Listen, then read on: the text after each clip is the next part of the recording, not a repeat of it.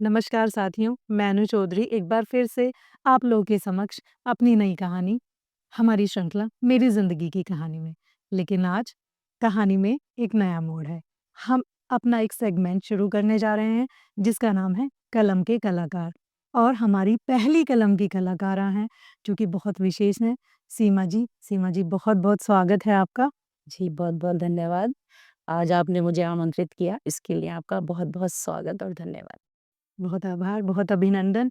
और सीमा जी के विषय में मैं बता दूँ कि वो बहुत ही सधी हुई कलाकारा हैं। अनेकों मंचों पर अपना परचम लहरा चुकी हैं अपनी कलम के द्वारा और बहुत सारे मंच पर एक समीक्षक के रूप में कार्य कर रही हैं। कलम के हस्ताक्षर मंच में संस्थापिका के रूप में कार्य कर रही हैं और काव्य मंजरी साहित्यिक संस्था में संरक्षक के रूप में कार्य कर रही हैं। साहित्यिक सचेतना राष्ट्रीय सलाहकार के रूप में कार्य कर रही हैं और बहुत सारे मंच आदरणीय सीमा जी को बहुत ही सम्मान और आदर के साथ बहुत सारी उपलब्धियों से नवाज चुके हैं, जो कि हम बातचीत के जो हमारा सिलसिला होगा उसमें बात करते रहेंगे। और उपलब्धियों की मैं बात करूँ तो ये एक विशेषांक है जो कि सीमा जी पर ही प्रकाशित किया गया है, उनके व्यक्तित्व और उनकी कृतियों पर आधारित है और ये बहुत ही सम्मान की बात है। इस पे लिखा भी हुआ है सीमा गर्ग मंजरी। मंजरी की मैं बात करूँ तो सीमा जी का उपनाम है जिसके नाम से ये लिखती हैं।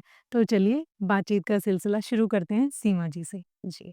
पहले मैं ये जानना चाहती हूँ कि जितना साधारण हम पहले नज़रिए में आपको देखकर लगता है उतनी आप हैं नहीं, बहुत ही अद्भुत हैं, बहुत ही प्रतिभाशाली हैं।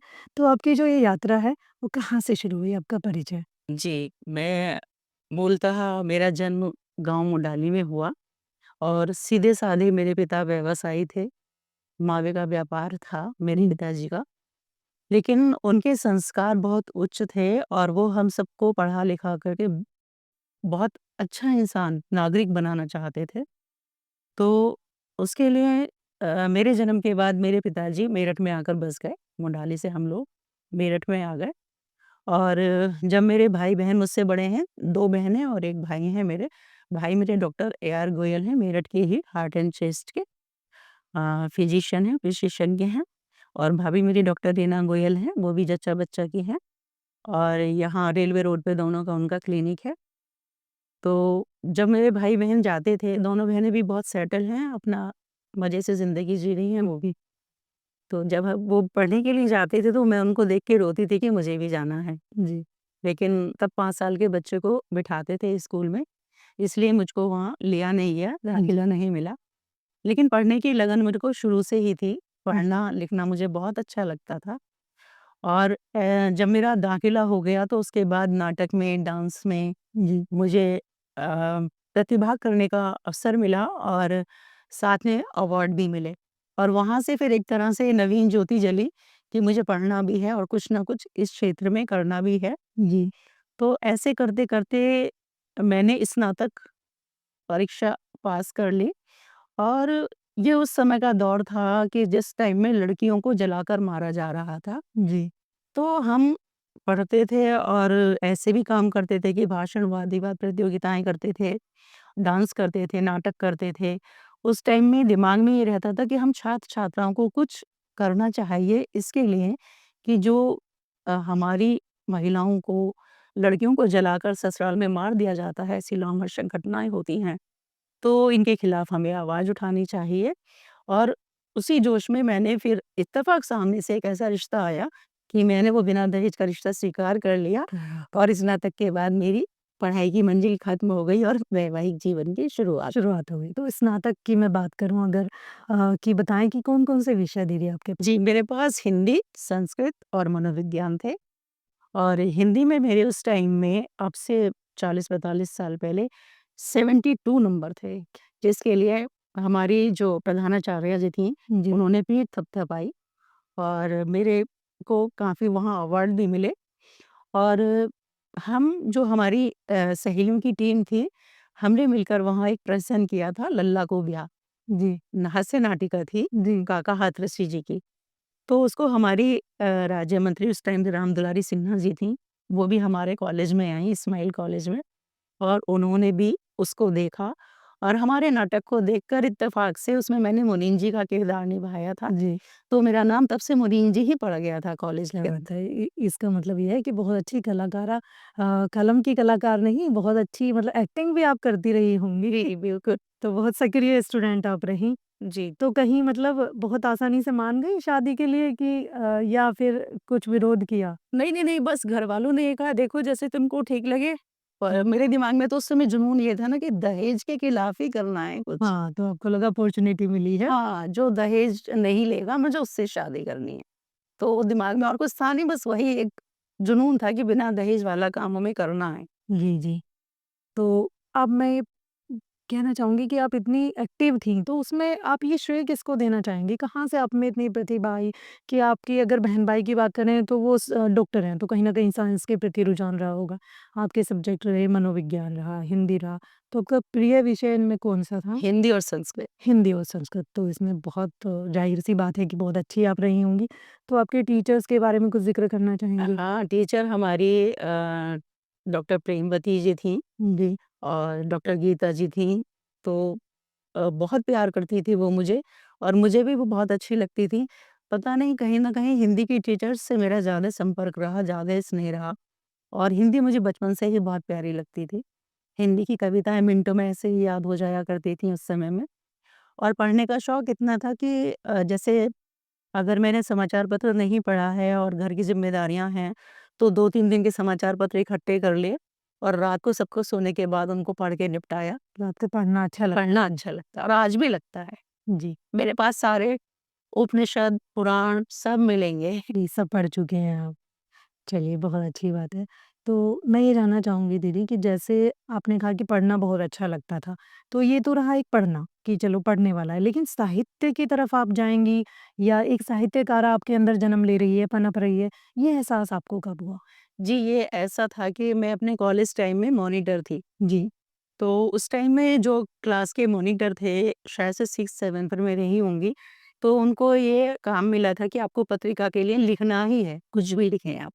तब मैंने आशा नाम से एक सबसे पहला आलेख लिखा और वो आलेख सबको बहुत पसंद आया, वहाँ से लिखने की नींव मेरी शुरू हुई। अच्छा सबने आपको सराहा तो आपको लगा कि हाँ, हाँ, मैं लिख सकती हूँ और और अच्छा लिख उसमें सकती हूँ। एक बात ये नहीं तब मुझे नहीं लगता था। मेरी एक फ्रेंड थी अंजू अग्रवाल, जी, जी। तो वो मेरी बेस्ट फ्रेंड थी। जब हमारी आपस में बात होती तो वो कहती बहन तेरे अंदर ना मेरे को एक लेखिका के गुण मिलते हैं। जी, लगता है मुझे कि तू एक बहुत अच्छी लेखिका बनेगी। जी। लेकिन मेरे दिमाग में तब ये था कि मुझे तो पढ़ लिख के प्रोफेसर बनना है, ये हाँ, पढ़ टीचर बना। हाँ, लेखिका-वेखिका मैं कहाँ बनूँगी। जी, लेकिन मुझे आज लगता है कि उसकी बात कितनी सही साबित हुई है मेरी ज़िंदगी में आकर के, कि उसने इतना साल पहले इस चीज़ को पहचान लिया कि तुमको ये चीज़ बहुत सूट करती है, तुम ऐसा करोगे जी। और आज वो उसकी बात सही है। जी, चलिए बहुत अच्छी बात है। कई बार क्या होता है कि जो हमारे आस-पास के लोग होते हैं, वो बहुत जो उनका नज़रिया होता है, हमें देखने का वो बहुत ही बारीक होता है और वो हमें जो जज करते हैं, वो बहुत अच्छा भी करते हैं। जी। चलिए तो यहाँ आपकी यात्रा हुई कि स्नातक करने के बाद आपकी शादी हो गई। तो स्नातक तक जो शादी से पहले का जो आपका एरा था, उसमें आपका लेखन और ये सब नहीं शुरू हुआ था तब तक? नहीं, था थोड़ा बहुत जैसे कि हमारे लोकल समाचार पत्र थे, उनमें मैं भेज दिया करती थी, तो आ जाया करती थी जैसे कि नई राहें और एक कपिल टाइम्स था, कुछ इस तरह से करके अब मुझे मतलब तब से ही आप सक्रिय थी, मतलब लिखती रहती थीं? लिखती थी कि कभी-कभी कोई कहानी छप गई, कोई छोटी कहानी छप गई, कोई अच्छा ये छपने वाली चीज़ जैसे कई बार क्या होता है लिखते बहुत हैं, लेकिन सभी को प्लेटफ़ॉर्म नहीं मिलता। तो मैं वो जानना चाहूँगी कि आपको कैसे पता चला कि कहाँ भेजनी है और कैसे वो छप गई? वो सब समाचार पत्रों के माध्यम से ही पता चलता है। जब घर क्योंकि में आपको समाचार पढ़ने का पत्र शौक आते हैं ना, हुँ, तो उसी में लिखा होता है कि आपको कुछ भेजना है तो आप इस पे भेजिए। जैसे उनका ईमेल होता है, पहले तो हम पोस्ट कार्ड से और उससे भेजा करते तो आप थे। भेज देती थी? हाँ, पढ़ के और आप इतनी लिख सक्रिय थी कि करके लिख कर भेज देते थे, और फिर पोस्ट आप जब करा दिया। छपती थी तो बहुत अच्छा हाँ, आपको वो फिर हमारे जो फैन मेल आते थे उनसे भी पता चलता था कि उनको बहुत पसंद आया, वो लेखन अच्छा लगा उनको। लेकिन ये सब चीज़ें जब मेरी पहली बेटी हुई, टीना, तो उसके बाद ये सब चीज़ें मेरी छूट गईं क्योंकि मेरे लिए फिर पहले फैमिली की प्रायोरिटी पहली बेटी हुई, यानी कि शादी के बाद चली। हाँ, तो नहीं ज़्यादा तो नहीं चली, वो मेरे ख़्याल से 1 साल बाद ही हो गई। अच्छा ये जैसे कि एक परिवार में आप थीं तो आपकी बातों से मुझे ये पता चल चुका है कि बहुत ही सपोर्टिव माहौल आपका परिवार का रहा होगा। पिताजी का भी बहुत, माताजी का बहुत रहा होगा। तो कहीं भी किसी पॉइंट पे ये लगा कि नहीं लिखना अच्छी बात नहीं है, तुम पढ़ाई पे ध्यान दो, ये सब क्या कर रही हो? जैसे होता है ना एक शब्द दे दिया जाता है कि लिखने की बारीकी या साहित्य को समझ नहीं पाते हैं, कि ये तो कहते हैं ना शेरो-शायरी कर रही है। तो वो भी अच्छा है, मैं ये नहीं कहती कि कोई चीज़ गलत है या सही है, लेकिन एक तरह से व्यंग या कटाक्ष की तरह से उसको देखा जाता है। तो कभी आपको सामना करना पड़ा इन चीज़ों का? नहीं, नहीं, ऐसा तो मुझे नहीं करना पड़ा। और उसमें भी क्या है कि अब जैसे कि अ, उस टाइम में जब मैं लिखती थी, तो मुझे सबका सपोर्ट ही मिला कि आप बहुत अच्छा लिखते हो, आप लिखो। और जागरण की ओर से मुझे 2 प्रतियोगिताएँ, पहले पाठकों के लिए प्रतियोगिताएँ निकला करती थी, तो उसमें मुझे उनके 2 प्राइज़ भी मिले। एक 100 का, एक ₹75 का, अब से 30-40 साल क्या पहले। बात है! बहुत ही तो कीमती, बहुत ही अनमोल चीज़ें होती हैं ये। हाँ, बिल्कुल।